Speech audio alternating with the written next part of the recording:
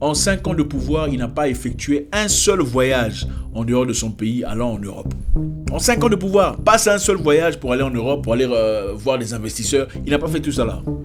En 5 ans de pouvoir, il est resté en Afrique. Il a fait des voyages au Rwanda, voyage en Mozambique, voyage en Éthiopie, voyage en Ouganda. Il n'est pas allé en Europe, pas une seule fois. Il a reconstruit son pays avec l'argent du contribuable. Il n'est pas allé demander de dette. Il n'est pas sorti aller demander de dette ailleurs. Il a construit le pays, il a reconstruit les routes, les marchés, reconstruit les institutions avec l'argent du pays. Donc on n'a pas nécessairement besoin d'aller ailleurs pour chercher de l'aide, à moins que ce soit une raison, des excuses justement, ou pour des intérêts personnels. John Pombe Magufuli a prouvé aux gens qu'on n'a pas besoin d'aide externe, pas nécessairement pour progresser, pour au moins faire un pas vers le progrès. Pas un seul voyage. Pendant ce temps, comme vous le savez, beaucoup de gens sans capacité cérébrale, mieux que vous, sont bien assis en politique. Ils sont députés, on les voit, ministres, des gens qui ne sont pas nécessairement mieux que vous. Comprenons dans quelle direction nous allons. Comment est-il mort ? L'une des raisons principales pour laquelle l'Afrique a du mal à avancer, c'est parce que des gens intelligents comme vous ne s'intéressent pas à la politique. Oui. C'est des abrutis souvent qui sont bien placés. C'est des abrutis qui font des vidéos sur la politique, défendant l'indéfendable, des bêtises. Vous savez, il n'y a pas de mauvais peuple. Le mauvais peuple n'existe pas. Il n'y a que des mauvais leaders. Quand le leader est bien dans ses bottes, le leader est fort, le peuple devient fort. Quand le leader est stupide, la population suit. Les gens ne font que exactement ce que font leurs leaders. C'est un peu comme dans la maison. Les enfants sont généralement le reflet de leur papa ou de la discipline qu'ils reçoivent à la maison. Un homme qui bat sa femme, très souvent vous remarquerez, son papa battait sa mère. Ou n'a jamais eu de papa carrément. Le peuple reflète l'image du leader. Quelqu'un disait, chaque peuple reçoit le leader qu'il mérite. Ce n'est pas faux. C'est très facile d'accuser le leader, oubliant que le leader fait partie simplement du peuple, de la mentalité du peuple. Aujourd'hui, on va parler d'un sujet très intéressant, John Pombe Magufuli, l'ex-président tanzanien, paix à son âme, que beaucoup connaissent et certains ne connaissent peut-être pas. Aujourd'hui, en son honneur, nous allons développer un sujet à son égard pour montrer combien c'était un homme extraordinaire, un président avant-gardiste, considéré par beaucoup comme le meilleur président de l'Afrique, en tout cas de son ère, et peut-être le deuxième après Sankara de tout le temps. On va voir dans quelques éléments, on a prévu 10, mais ça sera peut-être plus ou peut-être moins. Qu'est-ce qui particularise ou particularisait John Pombe Magufuli? Pourquoi était-il extraordinaire? On y va. En 2015, John Pombe Magufuli, le président tanzanien, l'ex-président tanzanien, entre au pouvoir. Et on organise une fête annuelle, la fête de l'indépendance, que vous connaissez certainement chez vous aussi. La fête que les Africains ont chaque année pour célébrer leur indépendance, entre parenthèses. Une indépendance inexistante. Bref. Pour organiser la fête de l'indépendance, il fallait dépenser beaucoup d'argent pour faire la fête, évidemment. Et John Pombe Magufuli dit niet. Il n'y aura pas de fête. Il n'y aura pas de fête tant que des populations tanzaniennes seront en train de mourir de choléra. Parce qu'à l'époque, d'après lui, il y avait des personnes qui mouraient de choléra. Après avoir fourni quelques recherches, on a découvert qu'il y avait à peine une 70aine de personnes mourant de choléra à l'époque. Et il a dit, il n'y aura pas de fête de célébration de l'indépendance tant que les Tanzaniens mourront de choléra.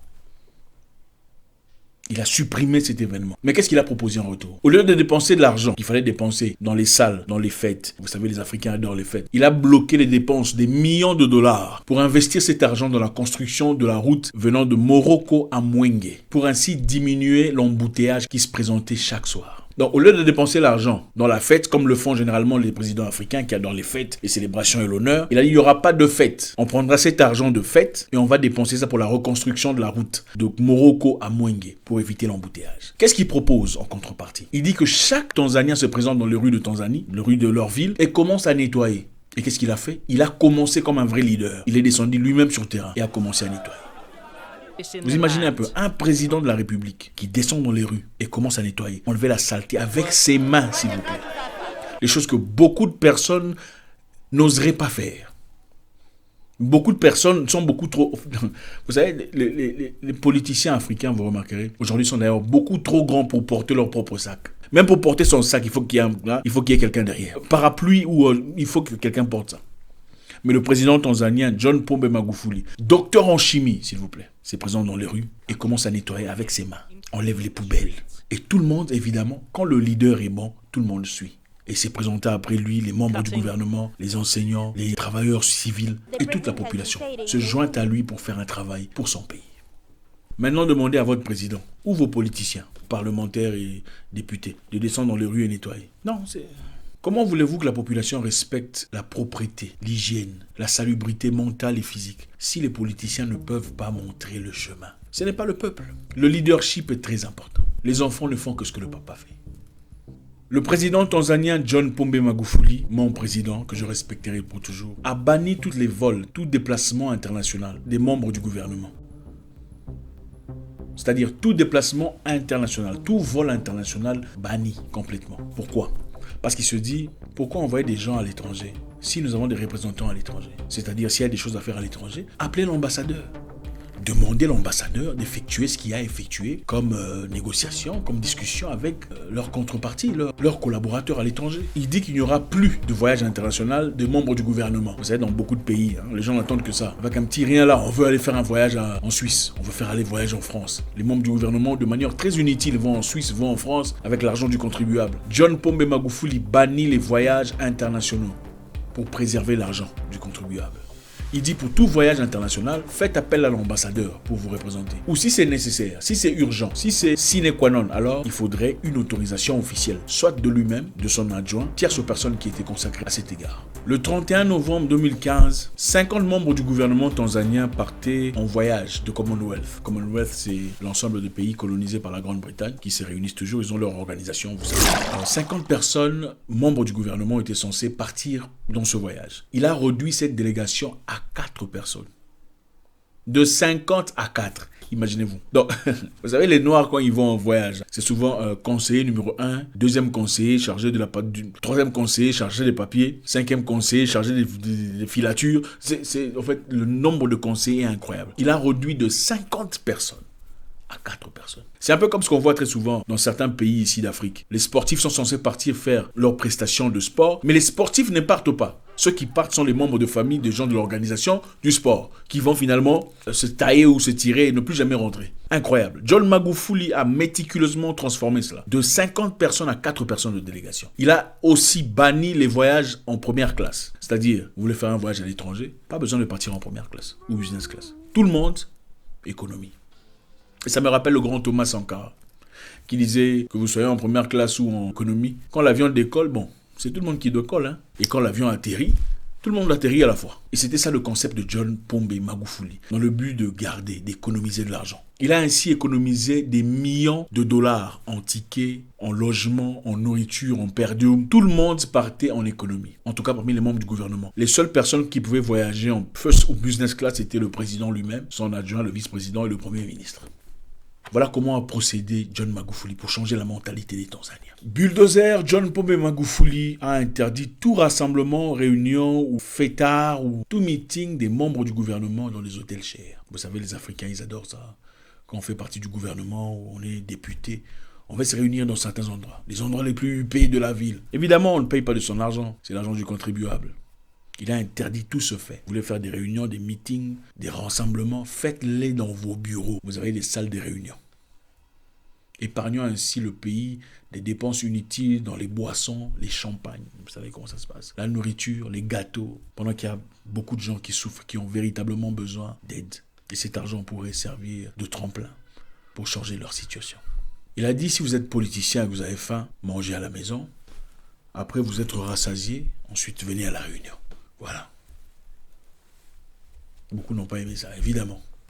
John Pombe Magufuli, juste après avoir été élu comme président de la Tanzanie, est parti faire une visite surprise à l'hôpital Muhimbili. Muhimbili, c'est le plus grand hôpital de l'État. Il est parti en visite surprise. Il est parti dans les corridors où personne ne part. Vous savez comment ça fonctionne. Quand vous invitez une autorité, vous montrez les parties les plus propres, n'est-ce pas? Ah, ici c'est bien, on peut montrer là, on peut montrer. Mais lui, il ne voulait pas ça. C'est lui qui dirige. Moi, je vais partir par ici. Je vais aller de l'autre côté. Et étant lui-même docteur en chimie, c'est une personne qui comprend tout à fait le fonctionnement d'un hôpital. Et il a trouvé les machines de scannage, comment vous appelez ça, CAT scan, CT scan, c'est quoi en français, je ne sais plus. Enfin, bref, vous allez compléter ça, j'ai oublié. Ça ne fonctionnait pas. Il a demandé au médecin directeur pourquoi ça ne fonctionne pas. Le médecin directeur n'avait pas de réponse. Il a viré le médecin directeur. À cause de la saleté, des difficultés, le manque de matelas. Il y avait évidemment un compte prévu pour toutes ces histoires. Mais ce compte était bousillé. Évidemment, comme nous sommes champions, on adore l'argent, on ferait tout pour l'argent. Certains parmi nous même vendraient leur mère, on le sait. Voilà, on a bousillé l'argent du contribuable destiné à soutenir des gens. John Magufuli a viré le médecin directeur et son adjoint. Après avoir engagé quelqu'un d'autre. On les a donné 3 semaines pour réparer tout ce qu'il y avait à réparer. Et en 3 jours, ils avaient tout réparé. Imaginez-vous un peu. En 3 jours, on a tout réparé. Donc pendant tout ce temps-là, qu'est-ce qui manquait? Il a dit dans 3 semaines, il faut tout réparer, sinon je vous vire aussi. Et en 3 jours, on a tout réparé. Imaginez-vous un peu. En 3 jours, on a tout réparé. Ah, donc c'est possible.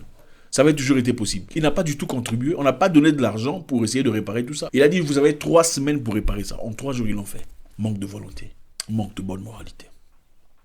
Il n'y a pas de mauvais peuple. C'est le guide qui donne l'idée, la peinture, l'imagerie, le film de l'avenir. Un leader faible crée toujours un peuple faible. Un leader fort qui n'accepte pas les bêtises, l'abrutissement, le vol, la corruption, élève derrière lui une population forte. Le Parlement tanzanien avait prévu 300 millions de shillings pour organiser une fête de l'État. Et il dit on va dépenser 25 millions de ces 300 millions pour organiser la fête. On va manger avec les 25 millions. Et le reste, on va utiliser pour acheter des lits pour l'hôpital qu'il avait visité. Et on a acheté 300 lits et matelas, 600 draps. Incroyable. Ils auraient évidemment bouffé l'argent s'ils n'avaient pas fait ça. En fait, ça arrive très souvent. Il y a un budget qu'on donne pour tel ou tel élément, un budget pour organiser un événement. Très souvent, on n'atteint jamais le maximum du budget. Disons qu'on a donné un budget d'$1 million, pour simplifier, et que l'organisation a coûté $200 000. Vous pensez qu'ils vont rembourser les $800 000? On ne le fait jamais. On ne le fait jamais. Jamais on ne fait ça. On fait un voyage au nom du gouvernement et on remet l'argent qu'il faut. Pourquoi? Mauvaise moralité. Basse moralité. On ne peut pas placer au pouvoir des gens de basse moralité. Le pays n'ira nulle part. Il ne s'agit pas toujours d'avoir des diplômes et de l'intelligence scolaire. Ce n'est pas toujours question de ça. C'est question de moralité aussi pour évoluer dans la vie. Des gens qui n'ont pas fait des grandes études peuvent être des gens convenables pour l'avancement d'un pays ou d'une organisation. Avec l'argent destiné à la fête, on a rétabli l'hôpital pour l'avancement et le bien-être du peuple tanzanien. Au pouvoir, John Magufuli a réduit le nombre de ministères de 30 à 19. Donc il y avait 30 ministères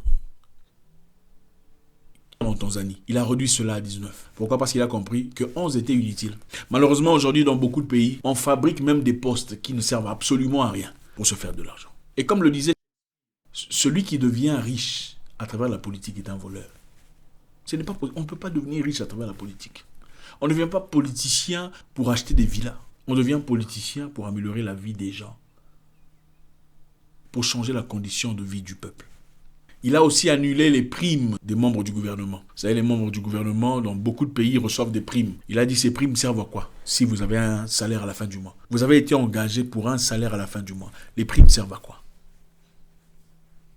Et je pense que c'est une très bonne idée. Parce que quand on réduit les salaires des politiciens, c'est là qu'on commence à trier les vrais politiciens. Parce qu'il y a les politiciens qui veulent le bien-être, l'avancement, le développement du peuple. Et les politiciens qui sont là pour s'acheter une villa et une Jeep. Quand il n'y a plus d'argent comme ça, les politiciens qui sont vraiment là pour travailler pour le peuple se présentent. Ils seront les seuls à rester. Les autres iront faire le commerce ou le marchandage quelque part. Parce que leur objectif, c'est de l'argent. Il a annulé les primes des officiels, encourageant d'être satisfaits de leur salaire. Il a aussi dit aux ingénieurs liés à l'État, pourquoi avez-vous besoin d'être coucoulés dans des voitures V8 qui n'ont absolument rien à voir avec votre travail? Pourquoi avez-vous besoin de rouler dans des voitures V8? Vous êtes ingénieur. Il faut chercher des pick-up qui ne sont pas nécessairement V8, qui vont en accord avec votre travail. C'était une personne qui n'était pas là pour s'enrichir. Il était là pour l'amour du peuple. L'éducation civique et morale est primordiale. Au-delà de tout, l'enseignement, l'intelligence, les qualifications, la spiritualité, l'éducation civique et morale est très importante. Sans laquelle, on aura toujours des bandits, des escrocs, des aventuriers, des profiteurs, des opportunistes, des parvenus en politique. John Pombe Magufuli a transformé radicalement son pays en très peu de temps. Un seul mandat, 5 ans et quelques poussières. Dans d'autres pays, on vous dira, à notre arrivée, le pays était complètement par terre. Donc, on a besoin de 20 ans, si pas plus. Il n'avait pas besoin de tout ça. En 5 ans, il a fait des choses énormes. Construit de routes tanzaniennes. L'infrastructure a complètement changé. Le peuple est heureux, content de l'avancement du progrès. Combattu farouchement la corruption. La corruption dans un pays commence au-dessus. Ce ne sont pas les peuples qui font tout ce que vous croyez là. Quand les travailleurs savent que le chef est corrompu lui-même, ils comprennent qu'il faut se servir. Mais quand ils savent que quand on est corrompu, on va en prison, on subit des conséquences, on est mis à nu, on est ridiculisé, comme on le fait dans un pays de l'Afrique de l'Est, les gens commencent à changer. Le leader détermine la direction du peuple. John Pombe Magufuli, comme vous le savez, était une personne qui remettait tout en question. Avec l'événement qui s'est passé récemment, vous connaissez très bien, je ne donnerai pas les détails, il a refusé de s'incliner à l'idée internationale. voulant ainsi préserver l'intégrité de son peuple et leur indépendance mentale, qui est très important pour la libération d'une nation. Aujourd'hui, nous le célébrons, John Pombe Magufuli, le meilleur président d'Afrique de sa génération, et pour beaucoup, juste après Thomas Sankara. Beaucoup de gens souhaiteraient avoir des présidents un homme qui ne s'exprimait qu'en Swahili. Il n'avait pas de complexe, oh, la papier, les travails. Il n'a pas de complexe d'articles, tout ça, comme les francophones, les francolâtres. Il s'exprimait tout le temps en Swahili, sa langue maternelle, pour valoriser sa nation. En 5 ans de pouvoir, il n'a pas effectué un seul voyage en dehors de son pays allant en Europe. En 5 ans de pouvoir, pas un seul voyage pour aller en Europe, pour aller voir des investisseurs. Il n'a pas fait tout ça là. En 5 ans de pouvoir, il est resté en Afrique. Il a fait des voyages au Rwanda, voyage en Mozambique, voyage en Éthiopie, voyage en Ouganda. Il n'est pas allé en Europe. Pas une seule fois. Et il a reconstruit son pays avec l'argent du contribuable. Il n'est pas sorti aller demander de dette ailleurs. Il a construit le pays, il a reconstruit les routes, les marchés, reconstruit les institutions avec l'argent du pays. John Pombe Magufuli a prouvé aux gens qu'on n'a pas besoin d'aide externe, pas nécessairement, pour progresser. Pour au moins faire un pas vers le progrès. Pas un seul voyage hors d'Afrique. Pendant ce temps, comme vous le savez, il y a des gens qui ont trouvé la politique comme une opportunité de voyager. Ah, finalement, je verrai la Tunisie. Finalement, je verrai Singapour. Ce ne sont pas les raisons pour lesquelles on est en politique. L'une des raisons pour lesquelles l'Afrique souffre aujourd'hui, c'est parce que vous, les gens intelligents, ne dites rien. Vous n'êtes pas impliqués. Vous, les gens intelligents, êtes absents de la scène. Si vous ne vous occupez pas de la politique s'occupera de votre avenir. Il y a beaucoup de gens moins intelligents qui sont associés à ces instrumentations. Beaucoup de gens sans capacité cérébrale, mieux que vous, sont bien assis en politique. Ils sont députés, on les voit. Ministres. Des gens qui ne sont pas nécessairement mieux que vous. Absolument pas. Soyons impliqués. Comprenons dans quelle direction nous allons.